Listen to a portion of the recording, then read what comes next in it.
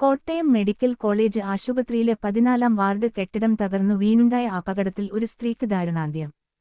തകർന്നുവീണ കെട്ടിടാവശിഷ്ടങ്ങൾക്കിടയിൽ ഇവർ കുടുങ്ങിക്കിടക്കുകയായിരുന്നു. 2.5 മണിക്കൂർ നേരം ഇവർ അതിനുള്ളിൽ കുടുങ്ങിക്കിടന്നു. തലയോലപ്പറമ്പ് സ്വദേശി ബിന്ദുവാണ് മരിച്ചത്. മകളുടെ ചികിത്സ ആവശ്യത്തിനെത്തിയതായിരുന്നു ബിന്ദുവും ഭർത്താവും. കെട്ടിടം തകർന്നുവീണ് 2.5 മണിക്കൂറിനു ശേഷമാണ് അവശിഷ്ടങ്ങൾക്കിടയിൽ നിന്നു ബിന്ദുവിനെ രക്ഷാപ്രവർത്തകർ കണ്ടെത്തിയത്. അപ്പോഴേക്കും മരിച്ചിരുന്നു. തകർന്നുവീണ കെട്ടിടത്തിലെ ശുചിമുറിയിൽ കുളിക്കാൻ പോയതായിരുന്നു ബിന്ദുവെന്ന് ഭർത്താവ് വിശ്രുതൻ പറഞ്ഞു. ഇവരുടെ മകൾ ട്രോമാ കെയറിൽ ചികിത്സയിലാണ്. അപകടത്തിൽ വയനാട് മീനങ്ങാടി സ്വദേശി അലീന വിൻസെന്റിന് 11 പരുക്കേറ്റിട്ടുണ്ട്. ശസ്ത്രക്രിയ കഴിഞ്ഞ് 10-ാം വാർഡിൽ ചികിത്സയിൽ കഴിയുന്ന മുത്തശ്ശി ത്രേസ്യാമ്മയുടെ കൂടെ ബൈസ്റ്റാൻഡറായി നിൽക്കുകയായിരുന്നു അലീന. എന്നാൽ പരുക്ക് ഗുരുതരമല്ലെന്നാണ് ഡോക്ടർമാർ അറിയിച്ചത്. രോഗികളെ ഒഴിപ്പിക്കുന്നതിനിടെ അത്യാഹിത വിഭാഗത്തിലെ ജീവനക്കാരൻ അമൽ പ്രദീപിനു ട്രോളി വന്നിടിച്ച് നിസ്സാര പരുക്കേറ്റു. 10, 11, 14 വാർഡുകളിലും പരിസരങ്ങളിലുമുണ്ടായിരുന്ന രോഗികളെയും കൂട്ടിരിപ്പുകാരെയും ഉടൻ ഒഴിപ്പിക്കുകയായിരുന്നു.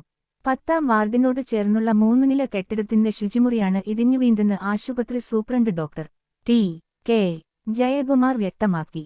താഴത്തെ 2 ശുചിമുറികളും പൂർണ്ണമായി ഉപയോഗിച്ചിരുന്നില്ല.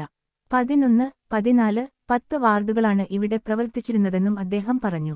അതേസമയം അടച്ചിട്ട കെട്ടിടത്തിന്റെ ശുചിമുറിയുടെ ഭാഗമാണ് ഇടിഞ്ഞുവീണ്ടെന്ന് ആരോഗ്യമന്ത്രി വീണ ജോർജ് പറഞ്ഞു. കിഫ്ബിയിൽ നിന്ന് പണം അനുവദിച്ചു പുതിയ കെട്ടിടത്തിന്റെ നിർമ്മാണം പൂർത്തിയായിരുന്നു. പുതിയ കെട്ടിടത്തിലേക്കു മാറാനുള്ള നടപടികൾ സ്വീകരിച്ചുവരികയായിരുന്നുവെന്നും മന്ത്രി വീണ അറിയിച്ചു.